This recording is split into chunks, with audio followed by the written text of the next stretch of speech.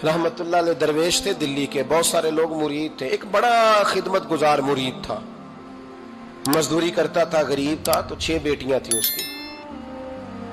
हजरत साहब के पास रोज आके कहता, हुजूर बच्चियों के लिए दुआ करें, अल्लाह कोई असबाब पैदा कर दे। एक बच्ची की शादी का खर्चा 1000 दिनार है और मैं गरीब हूं। हजरत साहब दुआ कर देते। खानका शरीफ के थोड़े ही फासले पर, हजरत जहां बैठ के मुरीदों की तरबियत करते थे, उससे थोड़ा ही फासले पर ना एक ईसाई रहता था, बड़ा मालदार था, बड़ी सारे ऊंट, गायें, भेड़, बकरियां रखी हुई थी और हजरत शरफुद्दीन रहमतुल्लाह अलैह की बड़ी मुखालफत करता था। और ये जो आपका गरीब मुरीद था, ये उसका पड़ोसी था। एक दिन बुला के ना उनको कहने लगा कि तू किधर जाके जो है वो टकरे मार रहा है, वहां से कुछ नहीं मिलने वाला। वो तुझे क्या देंगे जिनकी खानका खुद चंदे पे चलती है, मदरसा चंदे पे चलता है, मस्जिद चंदे पे चलती है, तेरी बेटी का मामला कहां हल होगा? तो उस दरवेश ने कहा कि तू मेरे पीर को नहीं जानता, तू अजय मेरा महबूब नहीं डिठा, तो पता नहीं ना, तू इस रस्ते का मुसाफिर नहीं, तू नहीं जानता, उनका बस चले ना तो वो हर कीमत में मेरी बेटियों की शादी करा दे। अब वो ईसाई था, कहने लगा अच्छा चलो ठीक है, अगर इतनी बात है ना तो जाओ उनसे जाके कह दो कि 6 साल के लिए मेरे साथ मुआहदा कर लें, तो मेरे जानवरों को चारा डाल दिया करे, 6 साल ड्यूटी करे, मैं 6000 दिनार दे देता हूं। वो मेरे साथ 6 साल मेरे जानवरों को चारा डाले, रखते हैं ना आप चारा डालने के लिए, एडवांस पैसे दे के। अब तो लोग उन्हें भी गुलाम ही बना लेते हैं, बड़ी थोड़ी तनख्वाह देते हैं, जुल्म करते हैं, पूरा मुआवजा नहीं देते। हजरत शेख शरफुद्दीन के बारे में वो कहने लगा, जब अपने पीर से जाके कह के मेरे जानवरों को 6 साल चारा डाले, मैं 6000 दे देता हूं, तू जो कहता है हर कीमत पे जाने को तैयार है। उसने जब ये बात की तो मुरीद ने नाराज हो गया, वो लड़ाई हो गई, गिरबान पकड़ लिया, झगड़ा हुआ, बात बड़ी दूर गई। इस तरह की बात करता मेरे हजरत के बारे में, तेरे जैसे कई मैं वहां काम पे रखा दूं। जब वो बड़ी बहस हुई, बात मोहल्ले में, इलाके में फैल गई, दुनिया ने सुन ली, तो शेख शरफुद्दीन तक भी पहुंच गई। इस तरह झगड़ा हुआ है। लोग सो गए इशा की नमाज के बाद। हजरत साहब ने ना सर पे कपड़ा लिया, उस ईसाई के दरवाजे पे दस्तक दी, वो बाहर आया, फरमाने लगे लोग तो सोच समझ के मुलाजम रखते हैं, तूने भी तो सोच ही लिया होगा, तभी तो मुझे ऑफर की है। तू अपनी ऑफर पे कायम है? वाकई मुझे रख लेगा और 6000 दिनार दे देगा?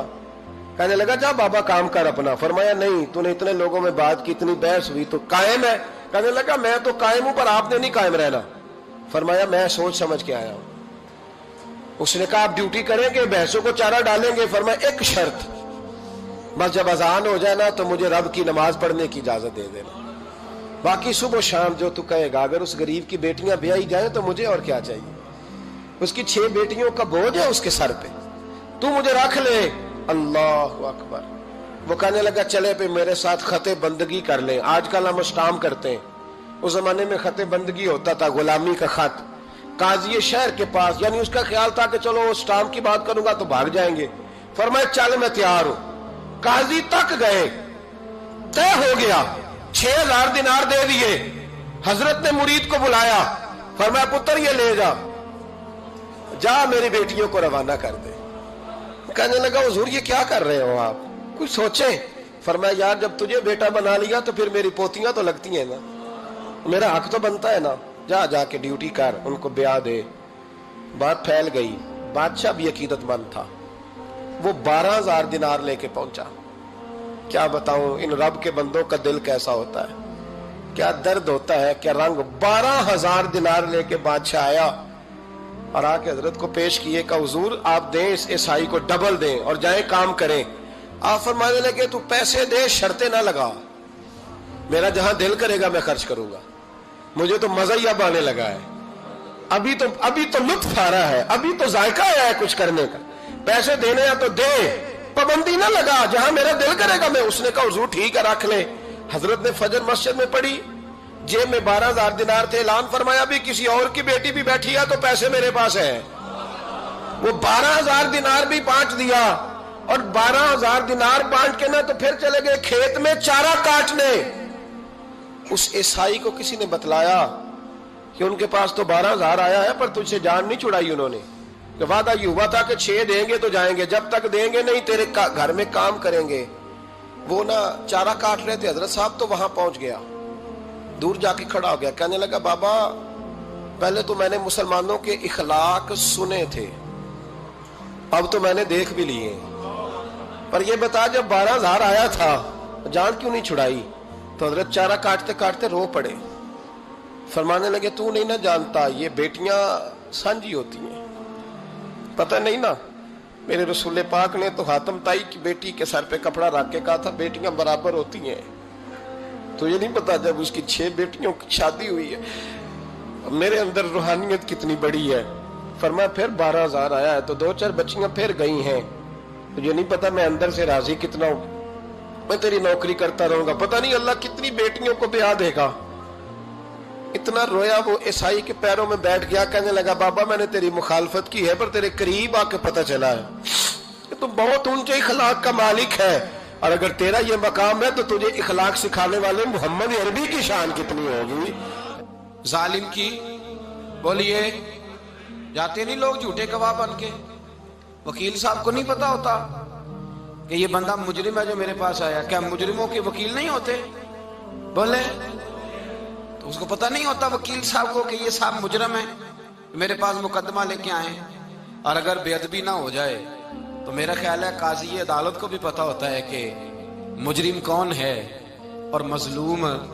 میرے نبی پاک صلی اللہ علیہ وسلم نے اس قدر زیادہ سختی فرمائی اس مسئلے میں، فرمایا جس کو پتا تھا کہ فلاں آدمی ظالم ہے، ظلم کر رہا، پھر وہ ظالم کا گواہ بنا یا اس نے ظالم کی مدد کی، کتنی کی؟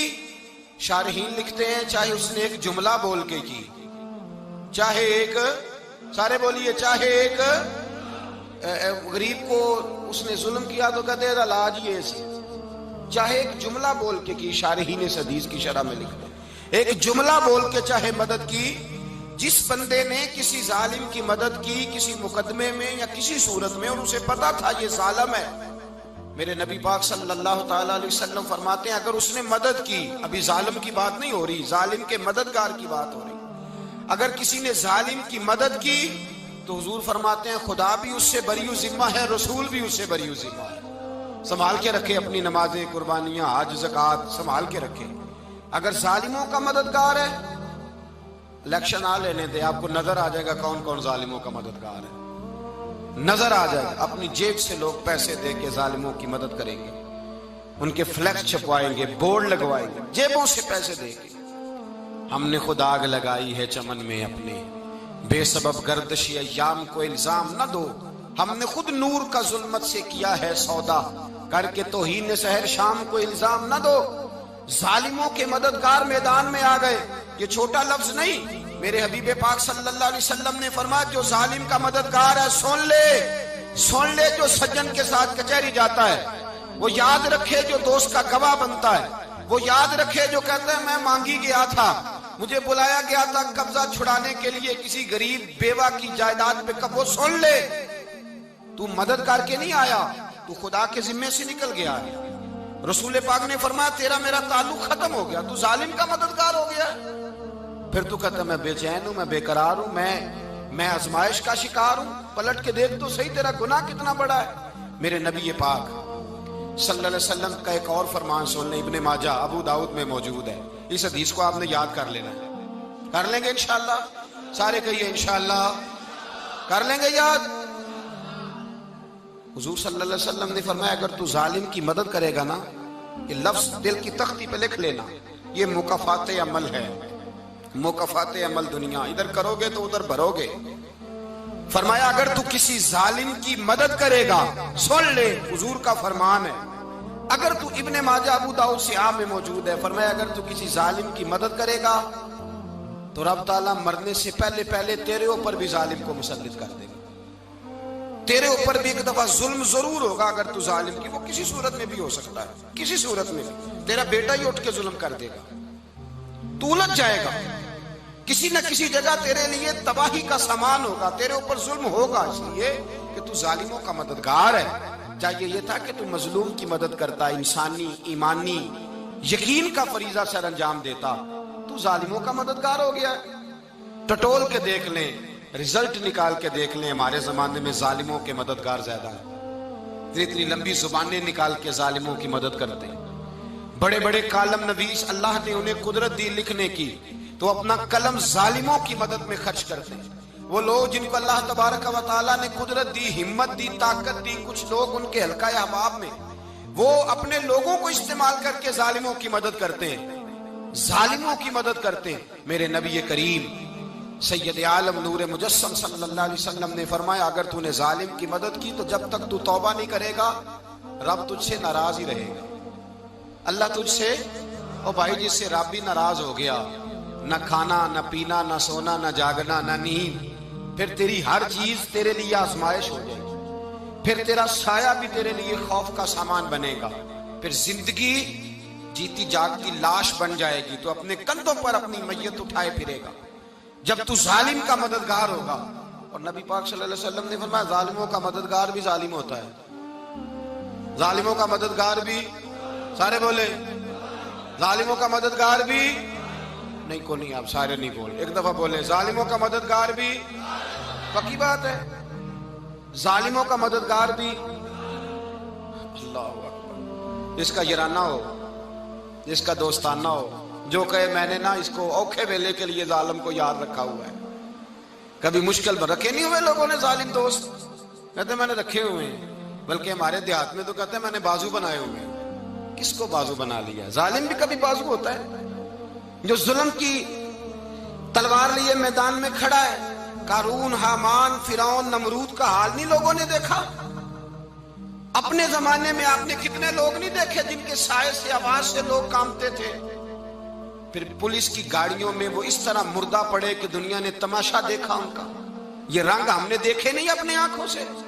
فرمایا ظالم کا مددگار بھی، جو کار میں بٹھا کے لے کے گیا وہ بھی ظالم، جس نے چائے پلائی وہ بھی، جس شخص نے کھانا کھلایا وہ بھی، جو کچہری تک ساتھ گیا وہ بھی، جس نے فلیکس کے نیچے، بڑے شرابی کے نیچے چھوٹی اپنی فوٹو لگائی وہ بھی، جو ووٹ کی پرچی ڈالنے گیا وہ بھی۔ کہہ دینا باہر نکل کے کہ حضرت صاحب نے سیاسی تقریر کی ہے، کہہ دینا، پر بات تو سچی ہے نا۔ خوگرے حمد سے تھوڑا سا گلا بھی سن لے، خوگرے حمد سے تھوڑا سا بھی گلا۔ امام مالک کے پاس ایک بندہ آیا، اس نے کہا حضور میں درزی ہوں، ایک ظالم بادشاہ مجھ سے کپڑے سلواتا ہے، میں تو ظالموں کا مددگار نہیں نا۔ ایک ظالم بادشاہ مجھ سے، حضور میں تو مددگار نہیں نا ظالموں کا، جو فرمایا ظالموں کا مددگار بھی ظالم ہوتا ہے، تو کپڑے لے کے آتا ہے میں سی کے دے دیتا ہوں، ذمہ داری نہیں۔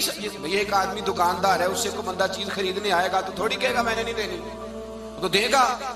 کوئی بندہ اگر کسی شخص سے کوئی کام کہتا ہے جو اس کی فیلڈ ہے، اس کا شعبہ ہے، اس کا معاش کا وہ سلسلہ ہے، کہتے ہیں یا رسول اللہ صلی اللہ علیہ وسلم ظالموں کا مددگار بھی ظالم، حضور نے فرما دیا۔ تو امام مالک سے بندے نے مسئلہ پوچھا، دل کی تختی پہ لکھنے والی باتیں ہیں، کہا حضور میں درزی ہوں، ظالم کپڑے سلواتے ہیں، میں تو مددگار نہیں نا۔